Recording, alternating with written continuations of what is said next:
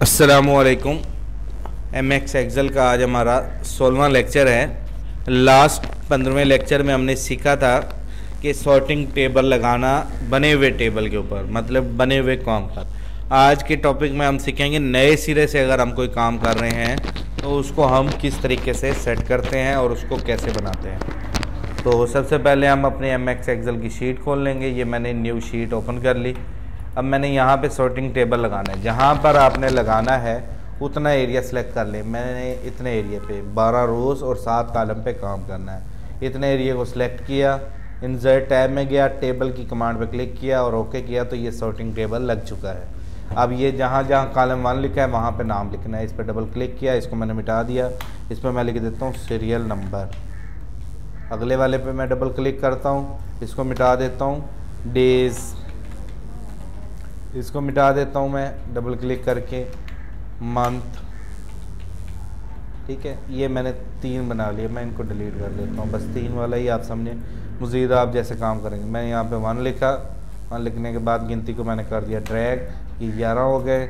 इधर मैंने लिख दिया MONDAY मंडे, इधर लिख दिया मैंने MAY मई। ठीक है, कोई भी लिख सकते हैं। और इन दोनों को सिलेक्ट करके मैंने ड्रैग किया तो ये मेरी एक शीट तैयार हो गई है।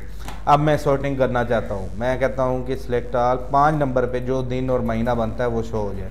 ओके किया तो ये देखें फ्राइडे का दिन बनता है और सितंबर का महीना बनता है।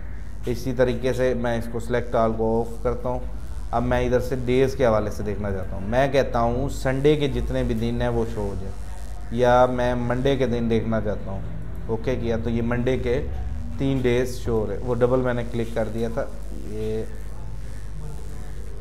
मंडे पे क्लिक किया तो ये देखें मंडे के 2 दिन हैं जिनके सीरियल नंबर चेंज है और इधर से मंथ भी चेंज है। तो इस चीज़ को हम डिस्क्राइब कर रहे हैं कि हम इस सॉर्टिंग टेबल से ये काम कर रहे हैं। मैं लास्ट 2016 में जब मैं जॉब करता था, हज़ारों की तादाद में एम्प्लॉयज़ के नेम होते थे और उनमें अली रज़ा नाम के 5 से 6 बंदे होते थे। अब हर अली रज़ा की वल्दियत तो सेम नहीं होगी, ना आईडी कार्ड सेम हो। तो उस सूरत में हमें इस सॉर्टिंग टेबल की ज़रूरत पड़ती है। अब इधर से मंथ देखना हो कि सितंबर के महीने में कितने लोग ज्वाइन हुए, या नवंबर में, या मैं मार्च में देखना चाह रहा हूँ कि मार्च में कितने लोग भर्ती हुए हैं। तो ये देखें मार्च में एक ही बंदा भर्ती हुआ है। ठीक है, इस तरीके से हम किसी भी चीज़ को देख सकते हैं। मैं इधर से दोबारा सेलेक्ट ऑल को ऑफ करता हूँ। अगस्त में कितने लोग हुए हैं, अगस्त में भी एक हैं। इस तरीके से जो महीने में डबल होंगे उनका डबल शो होगा। उम्मीद करता हूँ आपको सॉर्टिंग टेबल बनी हुई शीट के ऊपर लगाना और नए सिरे से बनाना हो तो कैसे बनाते हैं आपको समझ आ गई होगी। मज़ीद प्रैक्टिस करें, कोई क्वेश्चन हो तो पूछ सकते हैं।